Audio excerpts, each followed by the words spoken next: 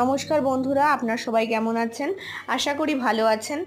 আগের দিন আমি স্কুল থেকে বাড়ি ফিরেছিলাম, এসি ঘরে, সাধারণ বাঙালির ঘরে যেরকম রান্না হয় সেরকম আগের দিন দুপুরের লাঞ্চ সারা হয়েছিল। খুবই ভালো হয়েছিল সেই রান্নাগুলো। আগের দিনে দুপুরে লাঞ্চ মেনুতে যা যা ছিল, শুক্তো ছিল, ডাল ছিল, মাছ ছিল, দই ছিল, চাটনি ছিল, অপূর্ব।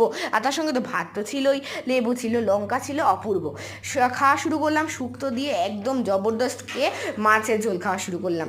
ঝোলটা একটু ভালো করে নিয়ে নিলাম, এরপর মাছটা তো একদম অপূর্ব ছিল একদম। এবার আলুটা নিয়ে নিলাম, নাহলে কি আর হয়।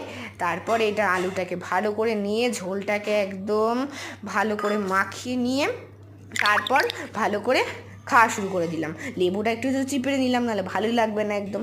তারপর খাওয়া শেষ পর তো আমাদের দই তো লাগবেই একদম বাঙালির জীবনে। তো দইটা খেয়ে আমরা কিন্তু লাঞ্চ মেনু শেষ করলাম। অপূর্ব হয়েছিল দইটা। টাটা।